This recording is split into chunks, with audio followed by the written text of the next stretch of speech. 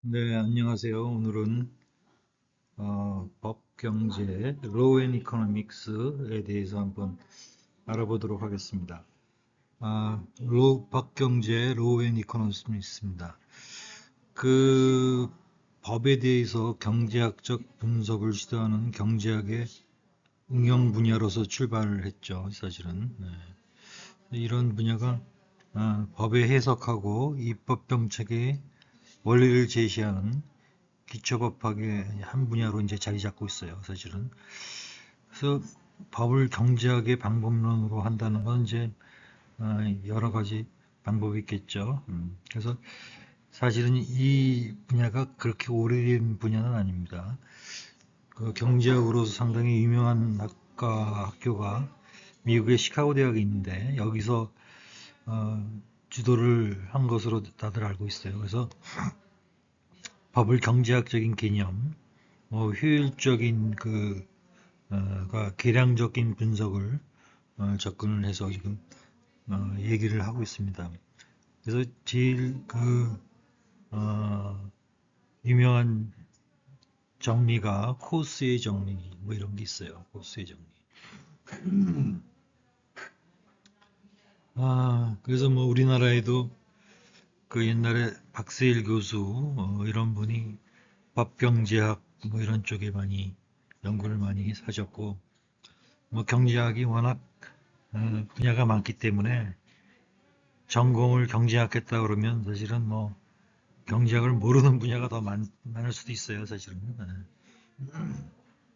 뭐 산업조직론 하는 분들 다 있고 또 거시 하시는 분도 미시경제학, 재정학, 뭐 공공경제, 지역도시경제 뭐 이런 것들 다 이렇게 많이 있죠. 그래서 거기 요즘 뭐 대부분 공학 자리도 많이 붙이죠.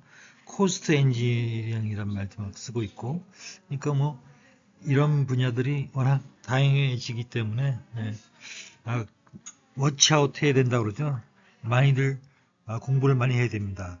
그리고 요즘 헌법재판관이라는 분들이 많이 나타나서 언론에 이 헌법재판관이라는 사람들이 뭐냐? 헌법재판소가 있죠. 헌법재판소는 미국에는 없어요. 일본에도 없고 영국에도 없고 있는 나라들이 있지만 없는 나라도 있습니다. 대법원에서 대부분 판결을 하기도 하고 그래서 이 헌법재판관들 중에서 좀 뭐 화제가 되는 분도 있고 그래가지고 그 판사들의 세계적인 기준은 어떤가 또 그다음에 그 이러한 법경제 분야를 한번 전반적으로 한번 어, 얘기해 보려고 합니다. 그래서 뭐 법경제, 그다음에 이제 판사가 저지죠. 이렇게 저울을 놓고서 이렇게 형평성을 맞추는 거죠. 이렇게 한쪽으로 치우쳐 있거나 이렇게 하면 안 되죠. 사실은. 근데 요즘 전부 다 가치관적들이 좀 이상하게 옛날에는 크리스찬들이 많았었는데 크리스찬들은 뭐 어쨌든 간에 뭐 그 공평하고 뭐 이런 데 있는데 영혼의 문제 뭐 이런 것들을 어, 무시하는 신의 존재를 무시하는 무신론자들도 많이 생기고 있기 때문에 점점 사회가 어려워지고 있습니다.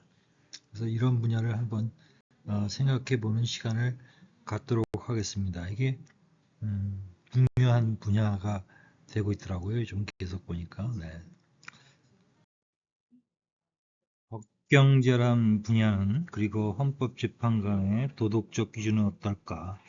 그리고 세계적인 판사들의 도덕적 기준은 뭐 이런 얘기들을 한번 해보면 재밌을 것 같아요. 요즘 그 언론도 너무 그 편향적인 보도를 많이 한다고 얘기를 많이 하고 있는데 어쨌든 한번 생각해 보는 시간을 갖도록 하겠습니다. 이거 뭐 공부하는 시간이니까요. 네. 뭐 이거 보면 언론에 어, 조작, 회유, 뭐 협박 이런 얘기들이 많이 나오고 있어요. 조작하다는 용어는 일단 그 manipulate라는 말 쓰죠. manipulate. 근데 이제 fabricate, 뭐 꾸며내다, 조작하다, 그 다음에 뭐 작동하다, 뭐 이런 할 때는 operate라는 용어를 쓰기도 하고, 그 다음에 이제 frame up이라고 또 많이 써요. frame up. 여기 뭐 frame, 여기 frame up, 뭐 이런 게 이제 조작하다 이렇게 쓰기도 한다는 얘기죠. 아, 그렇습니다. 그래서 일단 뭐 그 조작하고 뭐 이런 게 있고, 그다음에 이제 여기 중심적인 게 이제 또 뭐 회유가 이제 그 달래고 뭐 호의를 얻다, 환심을 사다, 이게 컨설 conciliate, 어, make an excursion 뭐 이렇게 쓰고 있어요. 그래서 이제 근데 이제 이게 하다 보면 전부 다 어, 회유하고 이제 협박을 같이 하고 하죠. 회유해가지고 회유라는 거는 이제 어루만지고 잘 달려 뭐 시키는 일 말을 듣도록 하는 것을 뜻하고, 협박은 약간 좀 어떤 일을 하도록 위협하는 행위를 뜻하는 거예요. 근데 이제 회유를 하면서 약간의 그 겁박이죠. 너 이거 잘 못하면 너 불이익을 받을 수 있어. 뭐 이렇게 이 공직자들 같은 분들은 이제 이런 데 되게 약하죠. 그렇습니다. 그렇다고 합니다. 뭐 어쨌든 잘 아닌 분들도 많고 뭐 정의심 많은 분들이 대부분이죠. 자, 그렇고 이제 배임, 횡령, 사기 뭐 이런 거는 이제 경제 활동을 하다 보면 대부분 사람들이 많이 알기 때문에 이건 나중에 한번 해보도록 하겠습니다. 그래서 이러한 그 회유 프레임을 업 시키는 거 이렇게 뭐 우리가 잘 알고 있어야 되겠다는 얘기죠. 뭐 본질적으로 이제 그 세부적으로 들어가면 법경제, Law and Economics, 경제학의 분석 도구를 활용하여 법률 제도와 법적 문제를 연구하는 학문이죠. 그래서 법이 경제적 효과를 분석하고 어, 뭐 그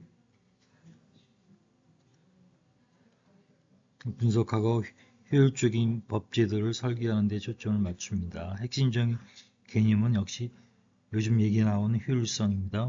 efficiency. 법이 그 사회적 후생을 극대화하는 방식으로 설계한다는 시각을 가지죠. 요즘 일론 머스크도 지금 이런 쪽에 어, 머스크 머스크도 지금 어, 이런 쪽에 지금 엄청나게 지금 저기 하고 있죠. 머스크. 예를 들면 뭐 그 효율성을 강조를 안 하면 비용이 낭비되고 뭐 또 공공부문 같은 경우는 세금을 낭비하게 되죠. 법이 사회적 후생을 극대화하는 방식으로 설계되어야 한다는 시각을 가졌다. 거래 비용, 트랜잭션 코스트, 법이 낮을수록 시장이 효율적인 작동을 할 수 있다. 그러니까 법이 너무 이렇게 허들이 많으면 곤란하다. 그 다음에 재산권 문제, 명확한 재산권 설정이 시장의 효율성을 높인다. 그 명확하게 뭐 시작할 때서부터 재산권이 설정이 돼야 된다는 거죠. 그 다음에 계약법, 컨트랙트 로우, 계약이 어떻게 경제적 인센티브를 제공하는지 분석한다. 그다음에 불법행위법, 토트로, 그다음에 사고 예방과 피해 보상을 경제적 관점에서 분석하고 지난번에 얘기한 시카고 학파, 대표적인 하나는 로널드 코스죠. 리처드 포스너 등이 있습니다. 그래서 이런 분들이 이제 계속적으로 얘기를 하고 있는 거죠.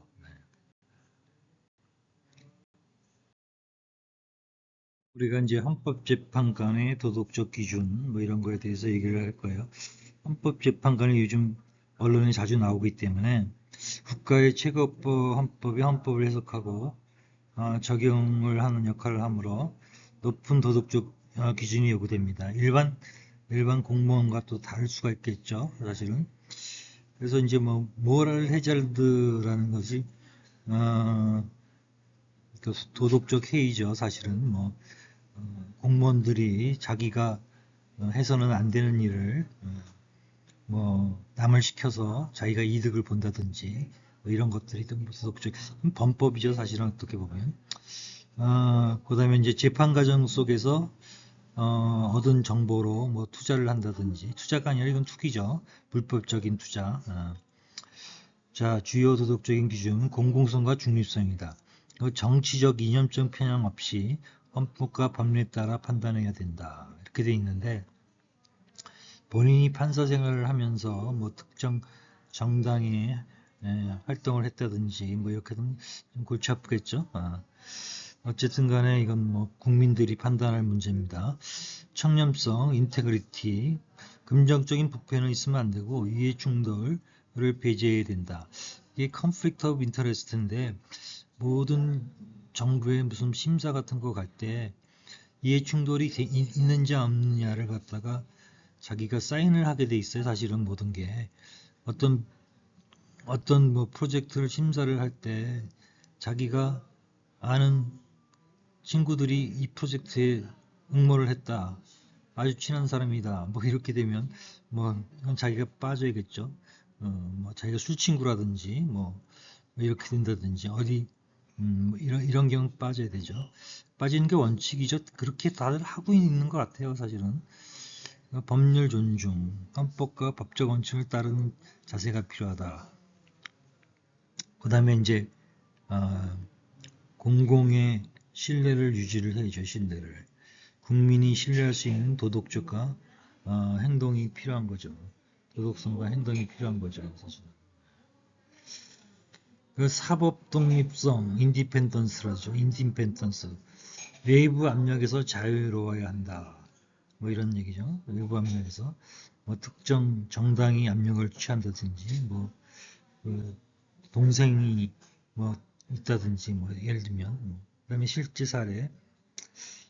미국은 연방 대법관, 미국 연방 대법관은 여기 헌법재판소가 없어요. 여기서 다 하는데 평생 임기이므로 신중한 인사검증을 거쳐서 국회나 대통령은 대법원장의 검증이 좀 필요하다 할 것이다, 이렇게 얘기를 하고 있습니다. 뭐 재미있는 얘기는 이제 세계적인 판사들의 도덕적인 기준 뭐 이런 것들을 얘기가 나온 게 있어요. 국제적으로 유명한 판사들은 법적인 능력뿐, 이 능력도 중요하지만 도덕적 측면에서 높은 기준을 요구받습니다.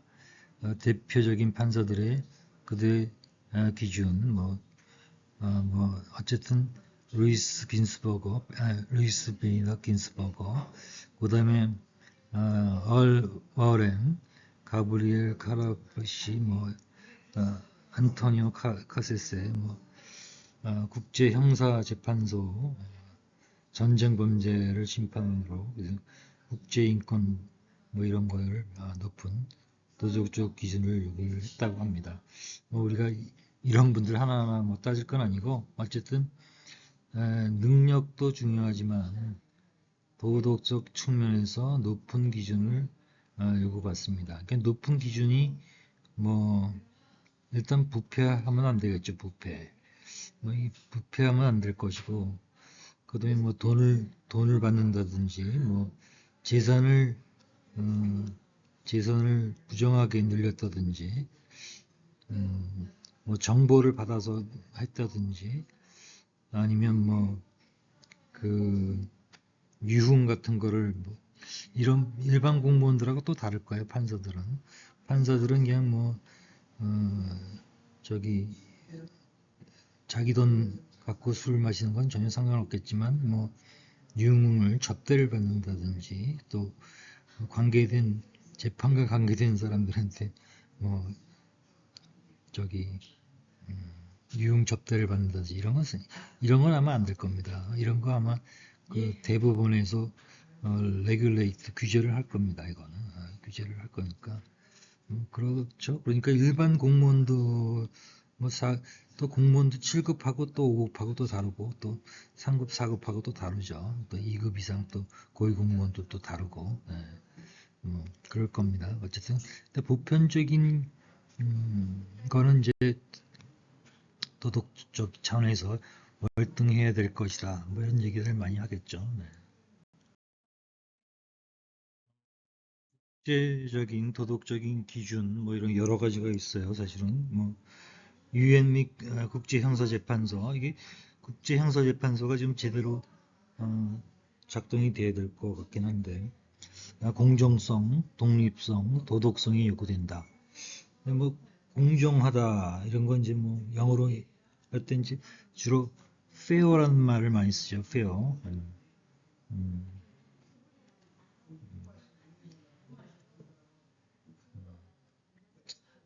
fair.